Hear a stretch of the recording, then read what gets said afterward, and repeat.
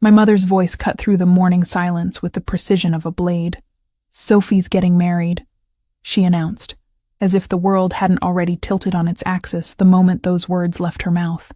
I was standing at the kitchen counter, pretending to be absorbed in the coffee I was pouring, but my hands betrayed me. The stream wavered. The cup tilted. Black liquid pooled across white ceramic, like something bleeding out.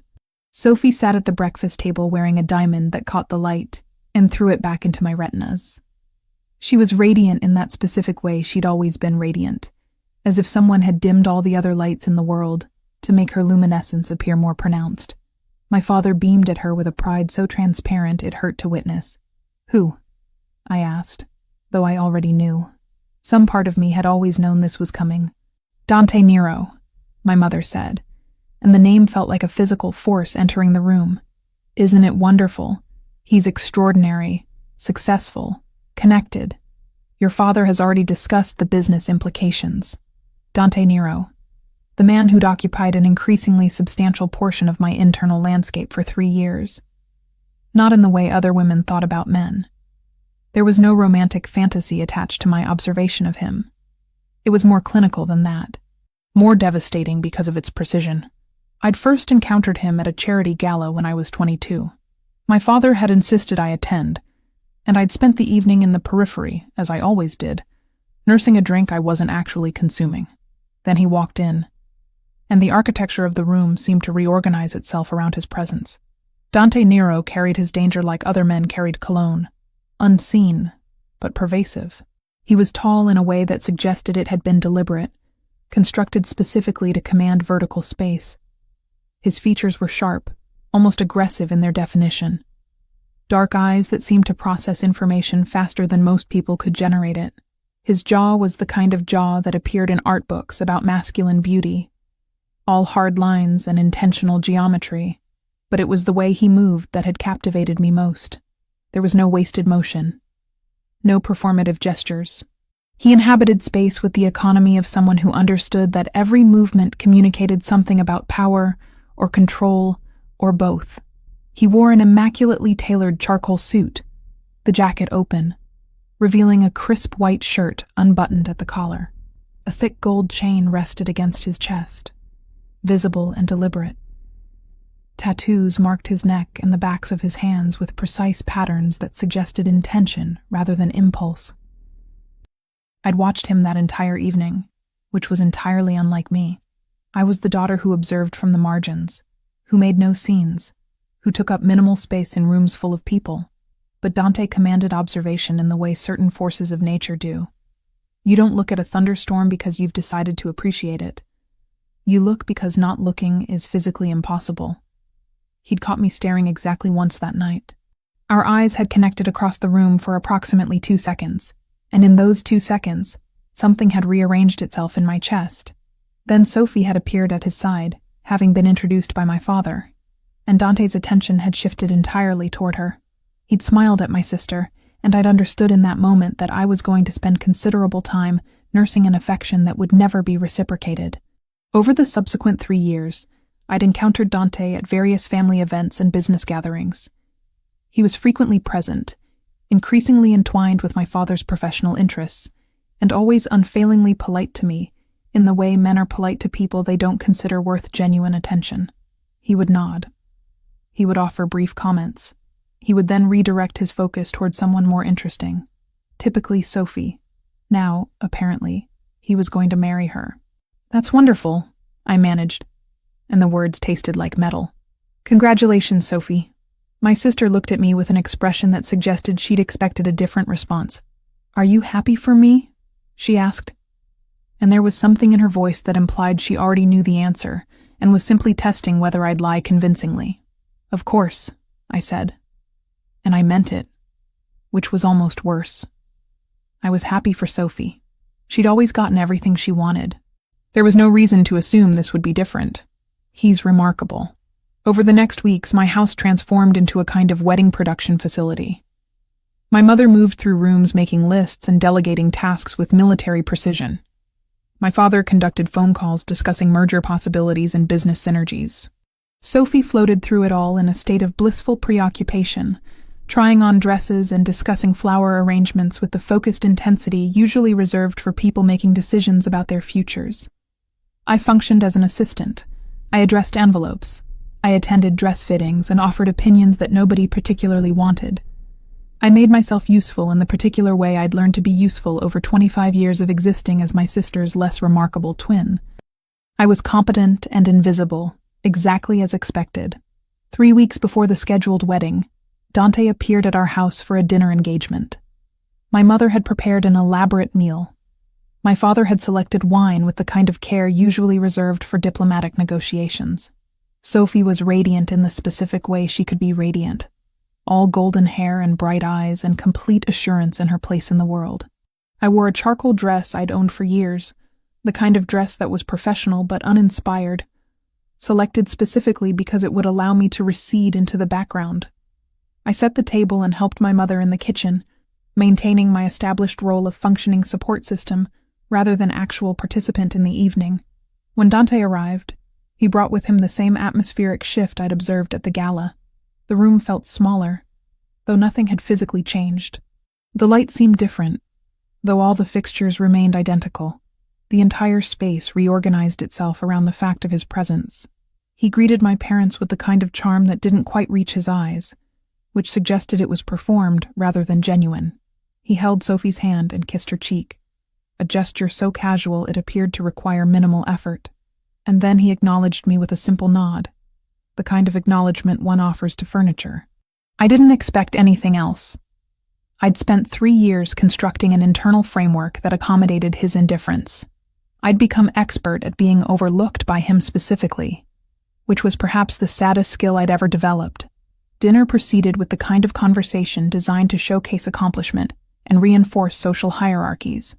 My father discussed business ventures. My mother asked carefully curated questions about the upcoming wedding. Sophie glowed with the particular luminescence of someone aware they were being watched and approved of. Dante participated minimally, responding when addressed directly, but never initiating conversation. Halfway through the main course, something shifted. Dante asked me a direct question about a book I'd been reading, one that had been sitting on the side table when he'd entered the living room. It was a dense economic analysis, not the kind of literature typically selected for casual reading. I answered carefully, aware that this represented an unprecedented level of attention from him. "You read academic theory recreationally?" he asked. "I find economics fascinating," I replied, maintaining careful neutrality in my tone. The way systems function beneath the surface of what's visible. He'd studied me for a moment with an intensity that felt almost investigative. Then he'd returned to his meal, and the moment had passed. But something had shifted between that moment and the next, though I couldn't articulate precisely what. That night, after he'd left, and my family had retired to their respective spaces, I'd sat in my bedroom and tried to understand what had happened. Dante had asked me a question. Dante had listened to my response. Dante had looked at me as if I was actually present rather than peripheral. These were small things, barely worth noting, and yet they'd unsettled me in ways I couldn't quite process. I understood what was happening. I was constructing narrative from the smallest gestures, manufacturing significance from basic politeness. This was what happened when you spent years being invisible to someone. Your brain became adept at finding meaning in the absence of meaning, at creating connection where none existed. The wedding was now 3 weeks away. Sophie had already begun moving her belongings into the penthouse Dante had apparently purchased for them. My mother was finalizing arrangements with florists and caterers. My father was calculating the business value of the alliance. And I was attempting to prepare myself for a future where Dante Nero would be a permanent fixture in my family structure, while remaining utterly unaware of my existence. I had no idea that in precisely 16 days, every assumption I'd constructed about how my life would proceed was going to be demolished completely. Dante arrived unannounced on a Wednesday evening. I was in the library when my mother came to find me, her expression suggesting something had shifted in the atmosphere of the house. She didn't tell me who was downstairs. She simply said there was someone requesting to speak with me privately, and the way she phrased it communicated that this was unusual enough to warrant mention. I found him in my father's study, standing near the window as though he'd been watching the gardens gradually fade into twilight. He wore dark clothing that emphasized the pallor of his skin, and his presence seemed to occupy more space than his physical form should have allowed. When he turned to acknowledge my entrance, his dark eyes held an expression I couldn't immediately categorize. "Victoria," he said, and the way he spoke my name suggested he'd been rehearsing it internally before delivering it aloud. "I apologize for the intrusion. Your father mentioned you'd be available." My father had apparently arranged this meeting, which meant whatever was about to unfold had been anticipated. I moved into the room but maintained deliberate distance between us. "Of course," I managed, my voice steadier than my internal state suggested it should be. "Is everything all right?" Dante moved slightly closer, and I found myself making calculations about the precise coordinates of our positioning. "That depends entirely on what I'm about to tell you," he replied, "and how you choose to respond." He studied my face with the kind of attention that felt almost clinical, as if he was reading something written in my features that I wasn't aware I was broadcasting. "At the dinner 3 weeks ago, you answered my question about economics with genuine knowledge rather than performative interest. Most people perform. You simply responded with information. I didn't know where this was heading, but I sensed that honesty would be preferable to social pleasantries. I was attempting to provide an accurate answer." "Precisely," Dante said. "You weren't attempting to impress me or establish social connection. You were simply communicating what you actually knew. This is rarer than you might imagine." He moved to the desk and leaned against it, positioning himself in a way that suggested complete ease, despite the unusual nature of this conversation. "I've spent years surrounding myself with people who perform constantly. They perform loyalty, capability, affection, understanding. Everything is calibrated to maximize my approval or minimize my disapproval. It's exhausting. I am not certain how this relates to your visit," I said carefully. "It relates," Dante continued, "because I need to tell you something that's going to sound entirely implausible. And I need you to listen without immediately dismissing it as impossible." The air in the room seemed to contract. My pulse had accelerated to a rhythm that felt almost dangerous. "All right." Dante was quiet for a long moment, and in that silence, I could hear the grandfather clock in the hallway, ticking away seconds with methodical precision. "I'm not in love with your sister," he said finally. "I've never been in love with your sister. When your father initially proposed the alliance, I saw her as a strategic advantage. She's beautiful, well-connected, appropriate for the role I need filled. But she's not someone I actually want to build a life with." The words landed in my chest like stones dropped into still water. I couldn't immediately process their implications. "And then," Dante continued, "I looked at you across your father's dinner table, and you answered a question with actual substance. And I realized I'd been preparing to make a catastrophic mistake." "What are you saying?" I asked, though I was beginning to comprehend the trajectory of this conversation. "I'm saying that leaving Sophie at the altar for you would be one of the kindest things I could do for her," Dante said. "Because proceeding with that wedding would mean condemning both of us to years of fundamental incompatibility. I don't love her. She doesn't love me, though she hasn't acknowledged that yet. And you've been quietly devastated for months watching me prepare to marry your sister." My face flushed immediately, which presumably confirmed his assessment. "I don't know what you're talking about. You watched me constantly at the gala," Dante said. "Not the overt staring that most people engage in, but careful observation. You noted every movement, every interaction. At your father's dinner, you monitored my attention allocation. You were relieved when I directed focus toward you, and you were careful not to reveal that relief." "You're mistaken," I said, but the words felt hollow even as I was speaking them. "I've built my career on accurate assessment of human behavior," Dante replied. "I'm rarely mistaken. What I am is asking you if you're willing to acknowledge the truth of what exists between us." "Which is what, exactly?" I demanded, my voice carrying an edge I wasn't entirely conscious of creating.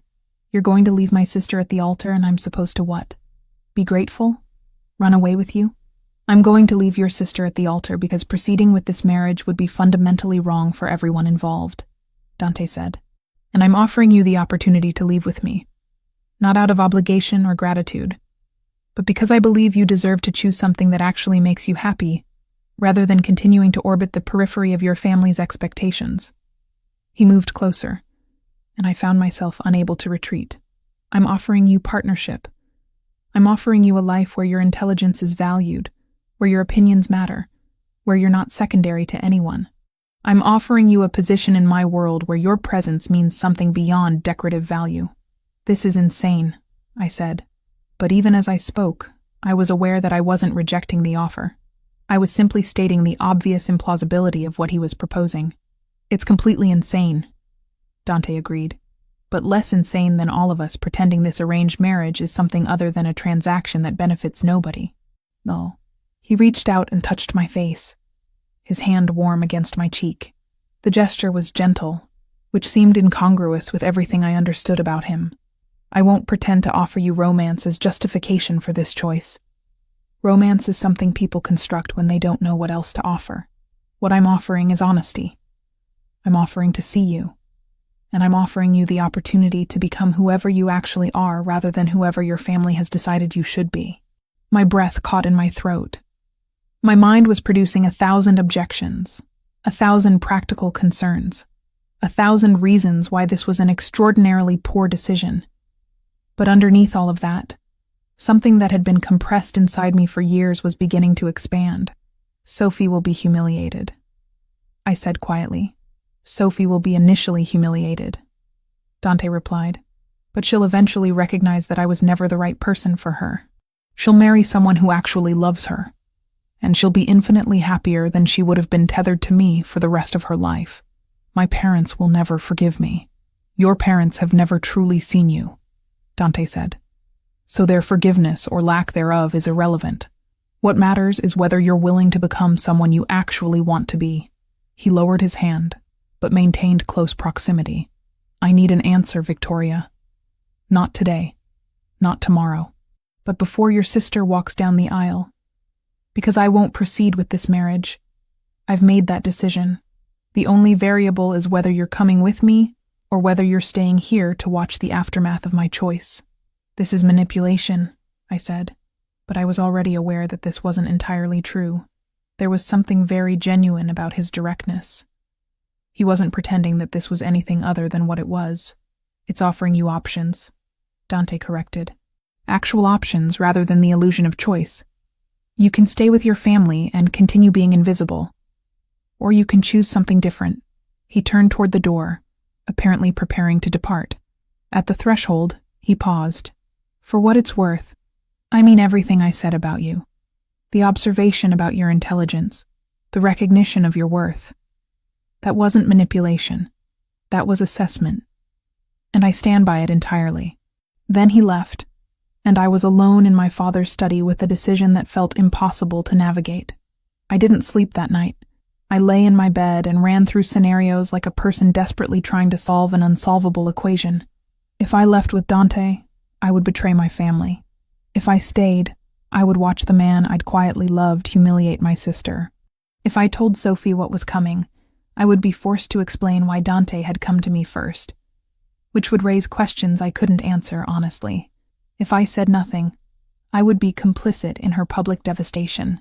Dante had offered me partnership and autonomy in exchange for chaos. He was asking me to choose myself at the expense of everyone else. He was offering me the opportunity to stop being secondary, at the cost of becoming someone my family would view as treacherous. By Friday morning, I still hadn't formulated a response. Sophie had called me several times, excited about final wedding preparations. My mother had requested my help with seating arrangements. My father had complimented my involvement in the various events leading up to the ceremony. And underneath all of this normal family functioning was the knowledge that Dante was waiting for my answer, and that my response to his impossible proposal would determine the trajectory of my entire existence. I understood that I was standing at a threshold. On one side was the life I'd always known, predictable and disappointing and safe. On the other side was something terrifying and unknown. Dante was offering me the chance to step through that threshold, and I was becoming increasingly aware that I wanted to do it, which frightened me far more than the actual act of leaving would.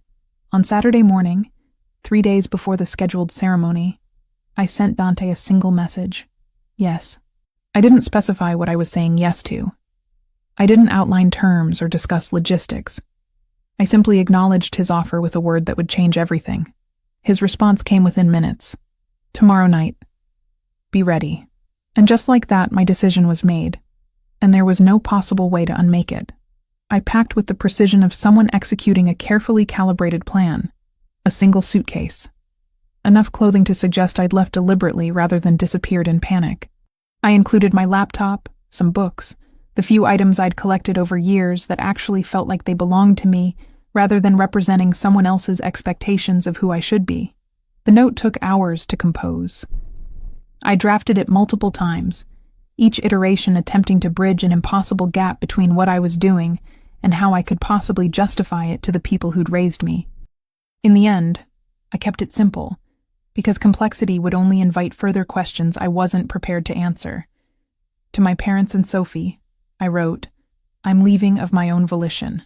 This decision is mine alone. Please don't attempt to locate me or convince me otherwise. I'm safe. I'm going toward something, not away from anything. This is necessary. I'll contact you when I'm able. Victoria." It was a lie, wrapped in selective truths. I was leaving of my own volition, though Dante had certainly facilitated the decision. It was my choice, though I'd been offered an alternative that I couldn't refuse.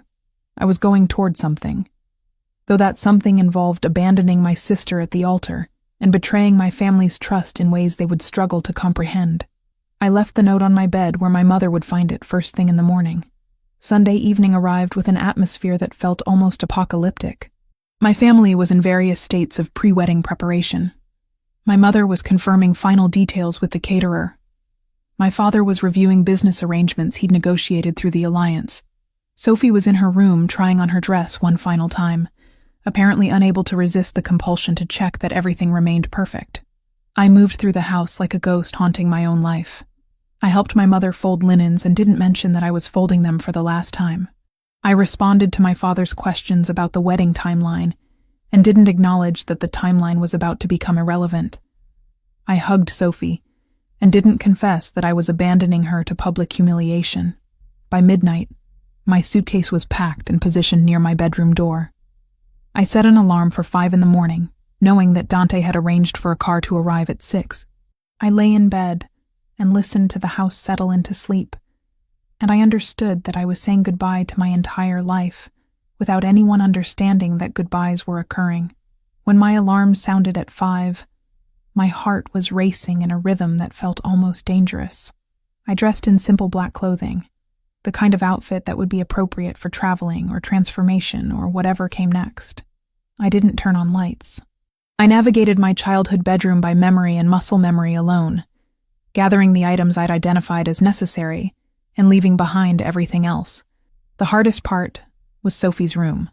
I stood in the doorway of her space and looked at my twin sister sleeping peacefully, unaware that her wedding day had already been canceled in every meaningful sense. She was going to wake up and check her phone and discover that her fiancé had apparently left town. She was going to call him repeatedly and receive no response. She was going to call my parents and explain that something was terribly wrong. And then she was going to find my note and understand, in whatever fractional way understanding was possible, that her sister had chosen this man over her. I almost walked into her room and woke her up. I almost explained. I almost tried to make her understand that this wasn't about her, that she deserved someone who would actually choose her completely, that Dante was offering me something that transcended typical familial loyalty. But Dante had been clear. If I told Sophie before leaving, she would either attempt to convince me otherwise, or she would reveal everything to my parents before I had the opportunity to escape. The only way this worked was if I disappeared first and allowed the truth to reveal itself through Dante's absence rather than through my explanation. So I looked at my sister one final time and left her room without waking her. My parents' room was dark. I could hear my father's measured breathing, the gentle sounds of sleep that suggested complete unconsciousness. I thought about entering and leaving some more detailed explanation, but what explanation could possibly exist? The truth was too complicated, too betraying, too irreversible to articulate in the darkness of their bedroom. I moved downstairs carrying my single suitcase. The house around me felt suddenly unfamiliar, as though by making the decision to leave, I disconnected from the space in a fundamental way. These walls had contained my entire life, and yet they suddenly felt like a museum dedicated to someone I used to be, rather than a home I'd ever actually inhabited.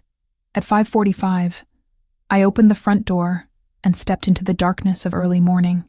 The sky was just beginning to lighten at the horizon, that particular shade of blue that exists only in the moments before sunrise. I pulled my suitcase down the driveway and waited at the gates of my family's property. The car arrived precisely at 6 o'clock. It was black, nondescript, the kind of vehicle designed to be forgotten the moment you stopped looking at it. The driver didn't ask questions. He simply collected my suitcase and opened the passenger door, and I climbed into a car that was apparently already moving toward my future before my body had fully settled into the seat. My phone began buzzing almost immediately. Text messages from my mother, a call from my father, another text, then another. I turned the device off without reading any of them. The information could wait. The family's panic could wait. Everything that wasn't immediate survival could wait. We drove through the city as it was waking up. Delivery trucks made their early routes. Convenience stores turned on their lights. The world continued its ordinary functioning, completely indifferent to the extraordinary nature of what I'd just done. By the time the sun had actually risen, we'd left the familiar neighborhoods of my childhood and entered territory I'd never traversed. The mansion appeared first as a distant structure on the horizon. It grew larger and more impressive as we approached, a sprawling testament to wealth and control. The gates were already open when we arrived, as if Dante had been anticipating our approach with precision. The driveway was long and carefully landscaped, suggesting that even the grounds had been designed to communicate dominance. Dante was waiting at the entrance. He wore all black, which seemed deliberate given the early hour and the circumstances. When I emerged from the car, he approached me with an expression that was difficult to categorize. Not quite satisfaction, not quite concern. Something existing in the space between those emotional territories. "Your family will be discovering your absence now," he said. It wasn't a question. "Yes," I confirmed. "They'll attempt to locate you." "Yes." "They'll blame me." "Yes," I said. "But they'll also eventually recognize that I chose this, that I made a decision that prioritized myself over their expectations." Dante studied my face with that particular intensity he seemed to reserve for moments requiring genuine assessment. "Are you having second thoughts?" "Immediate regrets," I admitted. "But not second thoughts about the fundamental decision." "Those are different things." "They are," Dante agreed. He gestured toward the mansion entrance. "Your rooms are prepared. You have complete autonomy in how you arrange them. The only requirement is that you're present for dinner tonight. We have business to discuss." I followed him into the entrance of the house, wheeling my single suitcase behind me. Inside, the architecture was exactly what I'd anticipated. Expensive, cold, impressive in ways that communicated control rather than comfort. Dark wood and darker leather. Art selected for impact rather than beauty. Everything calibrated to project power. A member of the household staff appeared almost immediately to collect my suitcase. I was led through corridors that seemed to extend infinitely, past doors that opened onto rooms I couldn't quite process. At the end of one hallway, Dante stopped before an ornate wooden door. "This is your space," he said, opening it to reveal a suite of rooms that was larger than most apartments. A bedroom with a canopied bed, a bathroom with marble fixtures that seemed excessive in their luxury, a sitting area with bookshelves. "Everything is yours. You can modify anything. Bring in whatever furniture or items make you comfortable." "This is very generous," I said carefully. "It's not generous," Dante corrected. "It's practical. You'll be spending considerable time here, and comfortable spaces produce better thinking. I'm not interested in housing you like livestock. I'm interested in creating an environment where you can actually thrive." He moved to the window, which looked out onto grounds that extended toward tree lines I couldn't quite perceive. "Dinner is at 8. I'll send someone to show you the way. Until then, you should rest and attempt to process what you've done." I wanted to ask him what exactly I'd done, but I suspected I already knew. I'd destroyed my family's plans. I'd humiliated my sister. I'd chosen a man I barely knew over people I'd known my entire life. I'd stepped across a line that couldn't be uncrossed, and there was no possible way to undo it. After Dante left, I sat on the edge of my canopied bed, in a room that was beautiful and empty, and entirely mine for the first time in my life. My phone, which I'd turned back on during the drive, was filled with increasingly frantic messages. My mother demanding to know where I was. My father threatening consequences if I didn't return immediately. Sophie asking if I was okay, if something terrible had happened, if I needed help. There was no response I could craft that would answer their questions satisfactorily. There was no explanation that would justify my choices or ease their panic. So I set the phone aside and lay back on the bed and waited for dinner, understanding that I'd crossed into a new version of my life, and there was no possible way to cross back. By 8 o'clock, I'd showered and changed into the most presentable clothing I'd brought. I stood at the door of my suite and waited for someone to guide me toward the dining area. When a member of the household staff appeared, I followed her through corridors I was beginning to memorize, toward a meal with a man who'd somehow convinced me that abandoning everything I'd ever known was a reasonable decision. I was terrified. I was exhilarated. I was absolutely certain I'd made the worst mistake of my entire life. And yet I kept walking toward dinner anyway, toward Dante, toward whatever came next. The first week in Dante's mansion was disorienting in ways that had nothing to do with unfamiliar surroundings, and everything to do with the fundamental absence of obligation. I'd spent my entire life being needed, not because I was particularly skilled or irreplaceable, but because I was willing to fill whatever space people decided I should occupy. My mother needed me to help with household management. My father needed me to manage his correspondence. Sophie needed me to be the less interesting twin against which her luminescence could be properly appreciated. That entire structure of purpose, however limited, had been ripped away. In the mansion, no one required anything of me.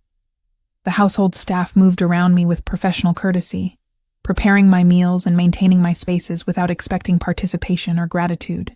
Dante was conspicuously absent during daylight hours, apparently managing business in offices located somewhere in the city. By the time he returned in early evenings, I'd typically spent the entire day in the library attempting to construct meaning from my circumstances. The library was the only space in the mansion that felt genuinely welcoming. Floor-to-ceiling shelves held thousands of volumes on economics, finance, international trade, strategy, and business theory. I moved through them like someone desperately searching for answers to questions I hadn't yet formulated. I was looking for justification for my choices, I suppose. Looking for evidence that abandoning my family for a man I barely knew was the beginning of something other than catastrophic error. By day 5, I'd stopped attempting to contact my family directly. My phone contained increasingly hostile messages from my father, confused pleas from my mother, and anguished texts from Sophie asking if I was safe, if I'd been coerced, if I needed help.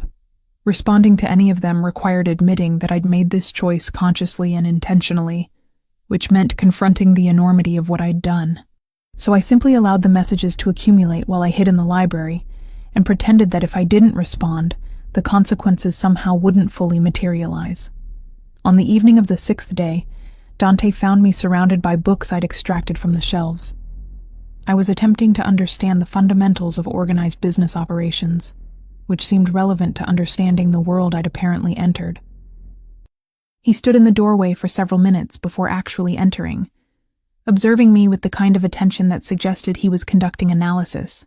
"You're researching," he said finally.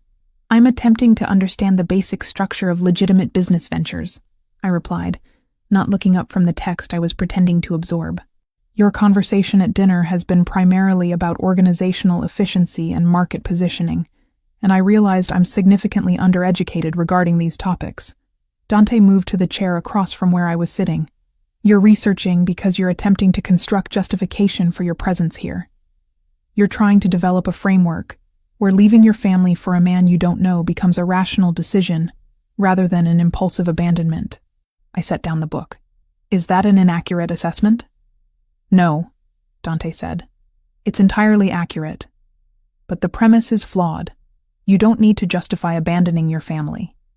You need to understand why you were willing to do it, because that understanding will determine whether you remain here beyond the initial emotional intensity of your escape."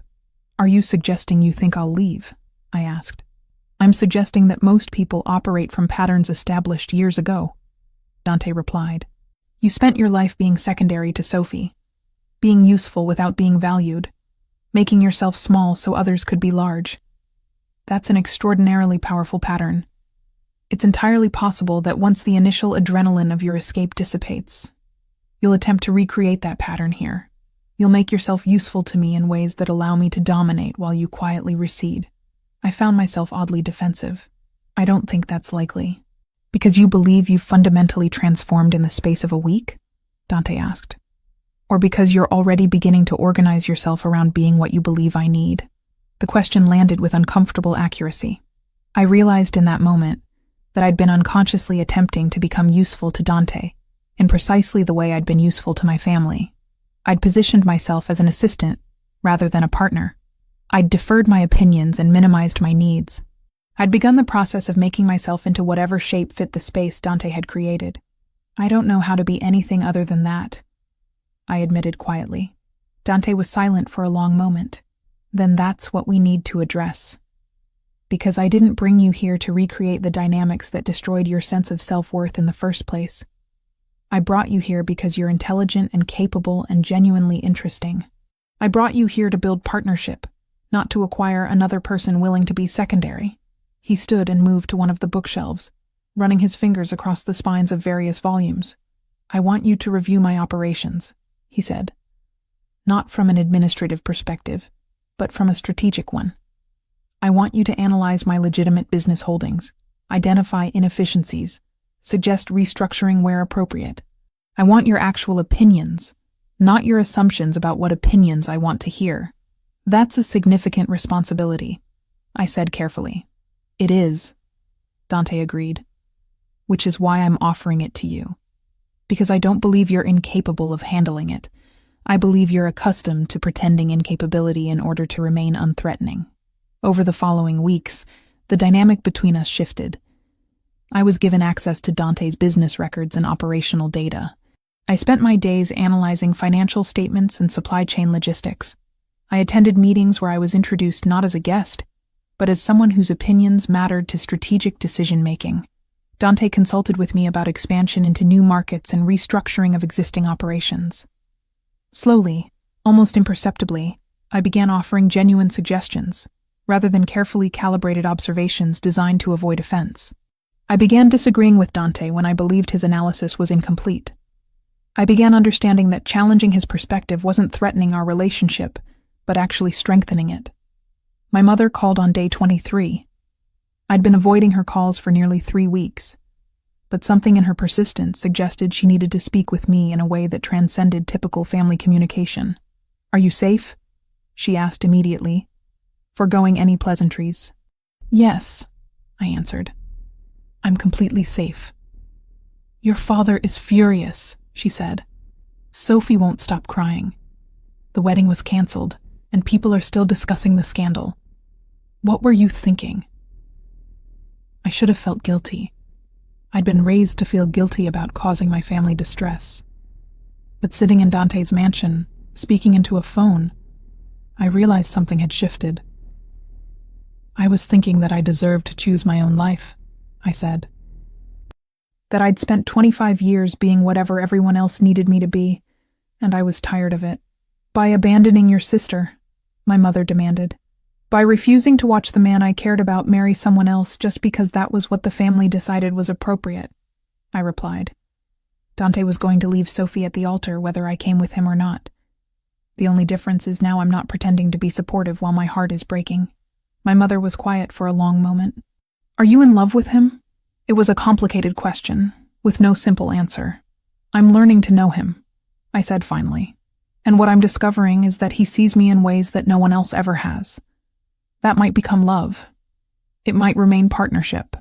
But either way, it's real, which is more than I can say for anything in my previous life." After the call ended, Dante found me on the terrace connected to my sitting room. I'd begun spending my evenings there, watching the light gradually abandon the sky. He settled beside me without speaking, maintaining comfortable silence until I was ready to talk. "I spoke with my mother," I said. "She's devastated. My father is apparently considering some kind of legal action. though I don't think there's anything he could actually do.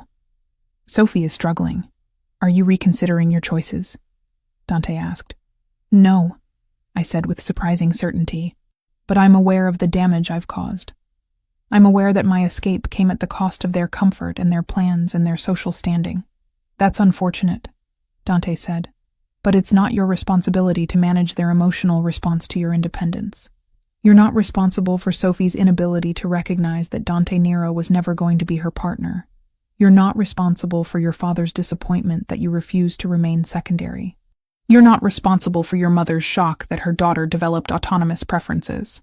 He turned to face me more directly. Your entire family has constructed a narrative where your job is to absorb their needs without generating needs of your own. Breaking that narrative was always going to be devastating to them. But breaking it was necessary for your survival. Did you expect this from the beginning? I asked. That I'd leave with you? I suspected it was possible, Dante replied. I recognized something in you at your father's dinner that suggested you were capable of making a choice that prioritized yourself over family obligation, but I didn't know if you'd actually do it. People frequently recognize the need for transformation, but lack the courage to execute it. By month 2, I'd integrated into Dante's operational structure in ways that felt genuinely productive. I was analyzing his business holdings and identifying restructuring opportunities. I was attending meetings where my perspective was genuinely valued. I was learning that intelligence without the anxiety of being wrong was a remarkably powerful combination. Sophie contacted me through a message on a social platform that allowed her to bypass my attempts at avoidance. She was brief and direct. Mom told me you called. Are you okay? Are you choosing this or are you trapped? I responded with equal brevity. I'm choosing this. I know that's difficult to understand, but I'm genuinely happy for the first time in my life. Sophie's reply took several hours. I'm struggling with that, but I'm beginning to understand it. I'll write more when I'm less angry. My father never contacted me. His silence communicated disappointment more effectively than any words could have. But my mother continued to call weekly, and gradually, across those conversations, she began to understand that I hadn't abandoned her out of malice. I'd abandoned a life that was slowly killing me, and while that wasn't a comforting truth, it was beginning to become an acceptable one. By the end of month 2, I had acclimated to the mansion in ways that suggested permanence rather than temporary refuge. I'd reorganized my rooms to reflect my actual preferences rather than decorative conventions.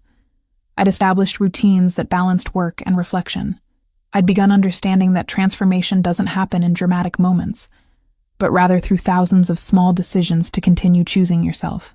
Dante and I maintained professional distance during working hours, but shared evening time where the boundaries between business partnership and personal connection began to blur.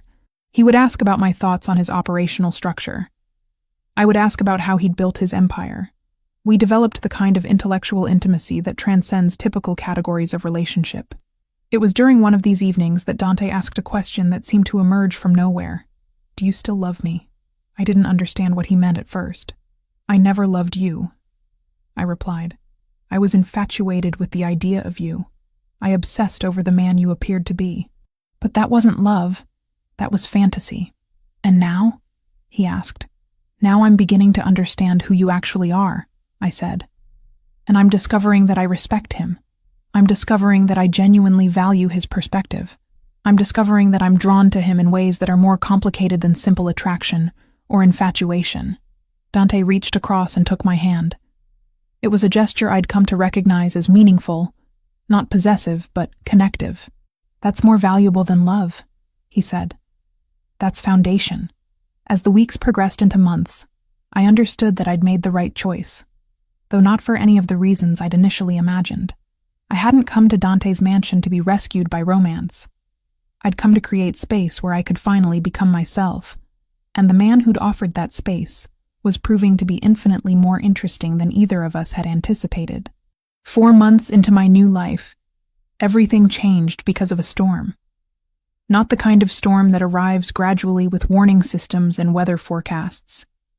The kind of storm that explodes without precedent, that transforms the atmosphere in seconds, that reminds you that some forces exist entirely beyond human management or control. I was in Dante's office reviewing quarterly financial projections when the first lightning struck. The windows of the mansion suddenly became alive with electric white light, and the sound that followed was so complete it seemed to obliterate everything else. Dante was working at his desk, absorbed in correspondence that apparently required his absolute focus. He didn't look up immediately, which suggested he was accustomed to storms of this magnitude. "We should move away from the windows," I suggested, as another burst of lightning fractured the sky. Proximity to electronics during electrical storms is inadvisable. Dante set down his pen and regarded me with an expression I was beginning to recognize as amusement. "Are you concerned about my safety?" "I'm applying basic meteorological principles," I replied. "Whether I'm concerned or simply practical is irrelevant to the conclusion that relocating would be advisable." He stood and moved away from his desk. But instead of moving toward the interior of the mansion, he positioned himself directly in front of the windows. The lightning continued its assault, illuminating his face with electric intensity. I watched him silhouetted against the chaos outside and felt something in my chest reorganize itself. "Do you ever question whether you actually want to be here?" he asked, not turning from the window. The question was so unexpected that I momentarily lost track of what he was asking. "What do you mean?" "I mean that you left your entire family for me," Dante said. "You destroyed relationships that had sustained you for 25 years. You abandoned security and familiarity and everything you'd ever known. And I want to understand if you're beginning to recognize that you may have made a catastrophic mistake." "Why would you ask me that?" I demanded. "Because I'm aware of the cost of your presence here," Dante replied, finally turning to face me. "And I'm aware that you may be beginning to calculate whether that cost was worth the return on investment." Another storm surge lit the office in violent white light. I could see the absolute seriousness in his expression, the tension in his jaw, the way his hands were clenched at his sides as if he was physically restraining himself from something. "I'm not leaving," I said. "If that's what you're asking. But are you genuinely happy?" he pressed. "Or are you simply accustomed to accommodating circumstances and making the best of situations you didn't choose optimally?" I moved toward him, frustrated by his apparent need to manufacture doubt where none existed. I was genuinely miserable with my family. I was invisible. I was secondary. I was slowly disappearing into a version of myself that was entirely constructed around what everyone else needed. And yes, leaving was traumatic and devastating and caused incredible pain, but I am not unhappy here. I am not regretting my choice. Dante was quiet for a long moment.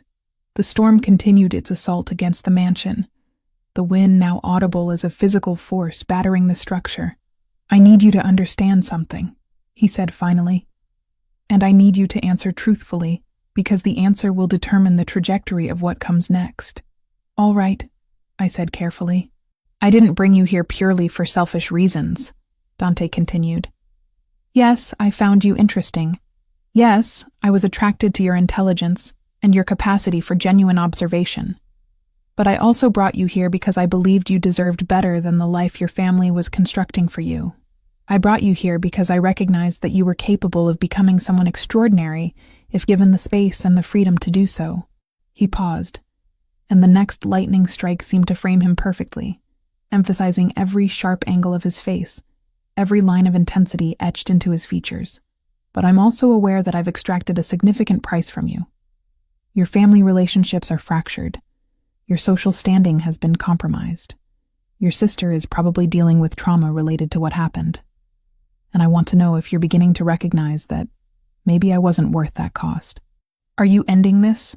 I asked, my voice quieter than I intended. "No," Dante said with absolute certainty. "I'm offering you a choice. I'm giving you an independent account with significant financial resources. I'm telling you that if you want to leave, you can leave completely, with money, with security, with options, and you won't owe me anything.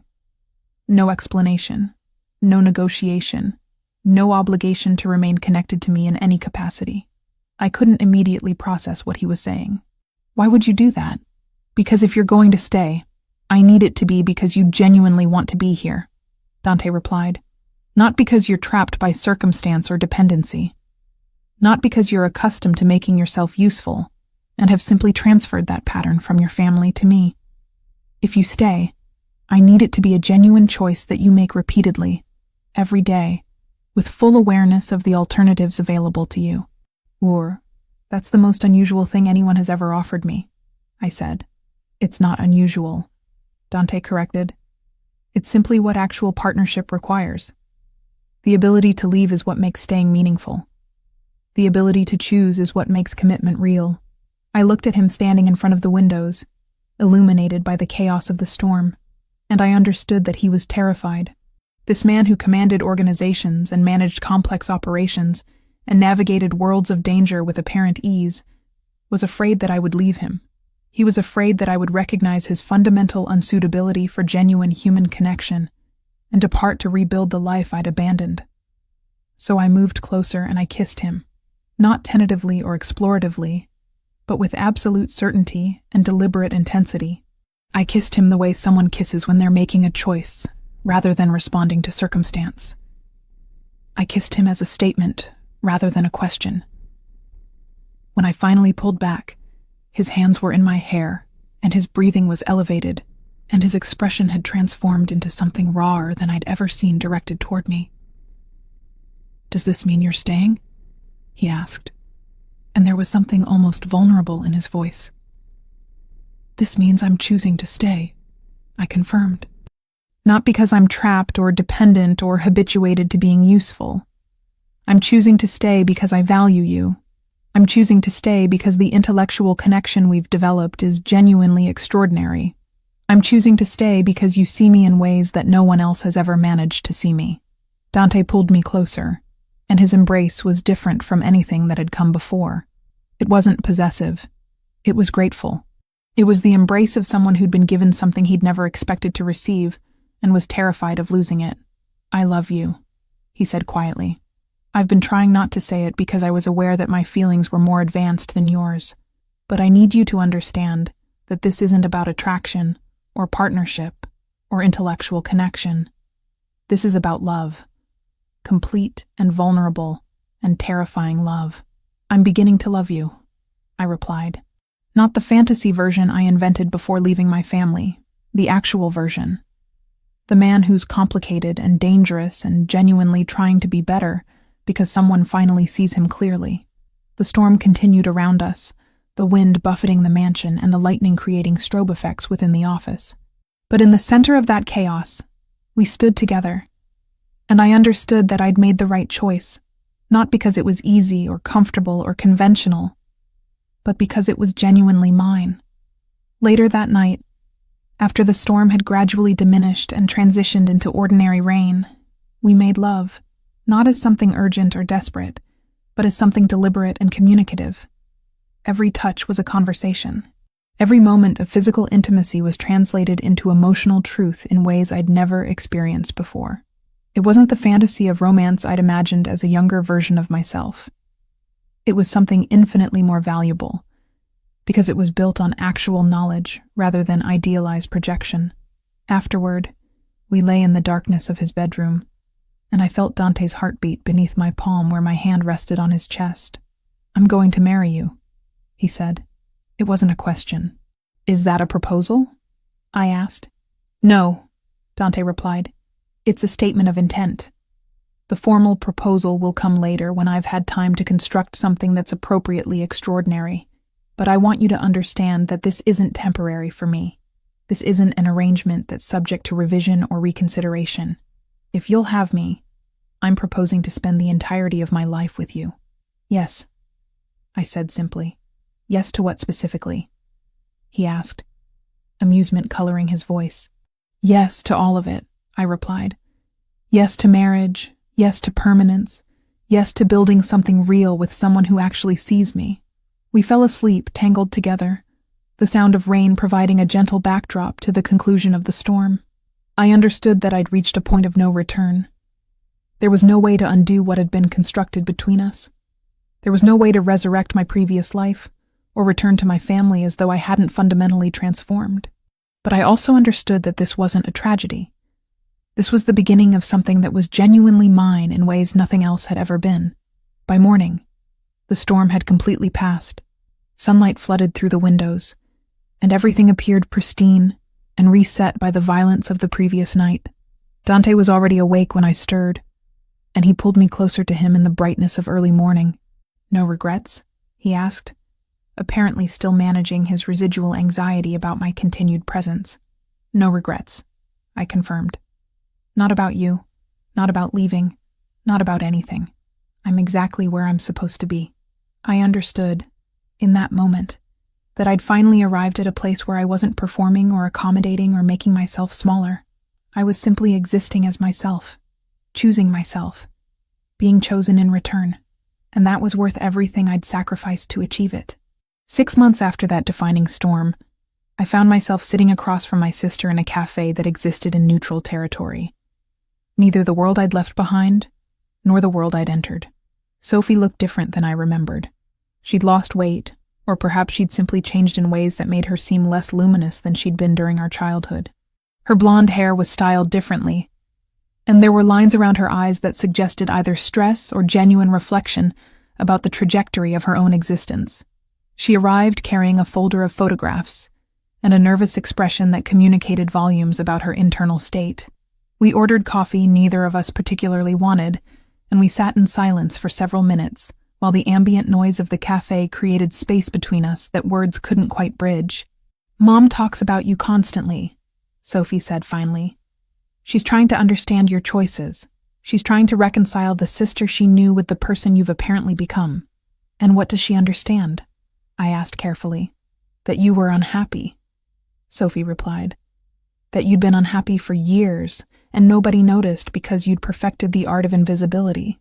That you were capable of making a choice that prioritized yourself over family obligation, and that should have been obvious to everyone who was actually paying attention." I sipped coffee that was too hot and burned the roof of my mouth, which seemed appropriate for a conversation of this magnitude. "Are you here to convince me to come home?" "No," Sophie said, and there was something relieved in her voice. "I'm here because I finally understand what you did and why you did it. And I'm here to tell you that I don't hate you for it anymore." "You hated me?" I asked, though I'd always known this was likely. "For a while," Sophie admitted. "I was humiliated. The wedding was canceled. Everyone was discussing the scandal.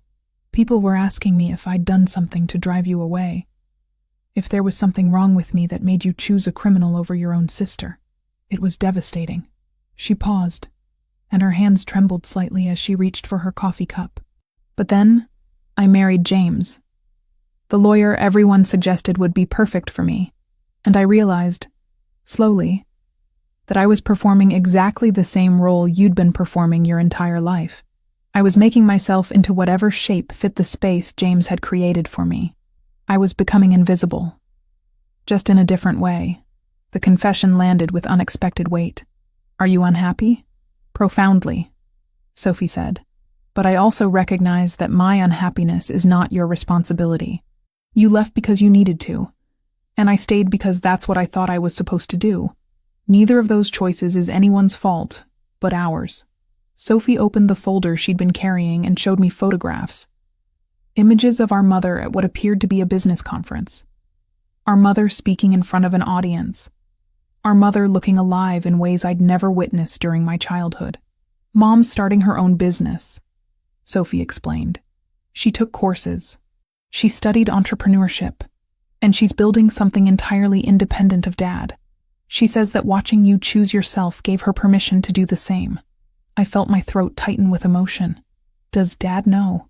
"Dad's having a breakdown about it," Sophie said with a hint of dark humor. "But that's his problem to manage, not ours. She's finally becoming someone she actually wants to be.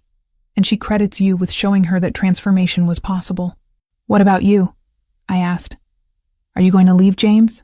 Sophie considered this carefully. "I'm trying to figure out if I married the wrong person, or if I'm just the wrong version of myself within the marriage. Those are different problems requiring different solutions. But I wanted you to know that I understand now. I understand that your leaving wasn't about rejecting me. It was about rejecting a life that was slowly suffocating you." We talked for nearly 3 hours. Sophie told me about her work in marketing and her recently developed interest in independent financial planning. She told me about the friends she'd made outside of her marriage and the activities she was pursuing separately from James. She told me that she was beginning to construct a life that was partially hers, in a way her previous existence had never been.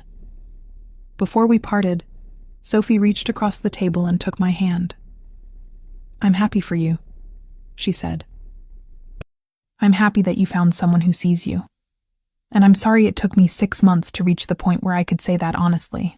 I'm sorry that my escape cost you so much," I replied. "Your escape didn't cost me anything," Sophie corrected. "It just illuminated the costs of my compliance. That's actually valuable, even if it's uncomfortable." When I returned to the mansion, Dante was waiting on the terrace with the kind of patient attention he'd perfected over months of learning to give me space while remaining present. He didn't ask immediate questions about the meeting. He simply handed me a glass of wine and settled beside me to watch the evening gradually transform the sky into shades of purple and gold. "How was it?" he asked eventually. "Productive," I replied. "My sister is beginning to understand that my choices were valid even if they were devastating. My mother is rebuilding her life in ways that suggest genuine autonomy. My family is fractured, but it's fractured in directions that might actually lead toward healing." Dante took my hand and held it with the kind of gentleness that still surprised me, given the violence inherent to his professional existence. "Are you considering reconnecting more consistently?" "I think so," I said.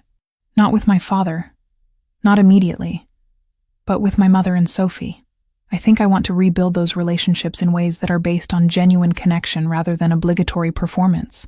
"That seems wise," Dante said. "And it doesn't change anything between us." "No," I agreed. "It just adds dimension to my life, rather than replacing what's already here." 1 week later, Dante proposed. Not with the storm and passion and emotional intensity I might have anticipated. Instead, he took me to the library where I'd spent so many hours attempting to construct meaning from my circumstances, and he asked me to marry him while I was surrounded by all the books that had become part of my new identity. The ring was extraordinary in its understated elegance, not ostentatious or designed to communicate wealth, but simply beautiful in ways that suggested intention and care in its selection. "I want to marry you," Dante said, and his voice carried absolute certainty.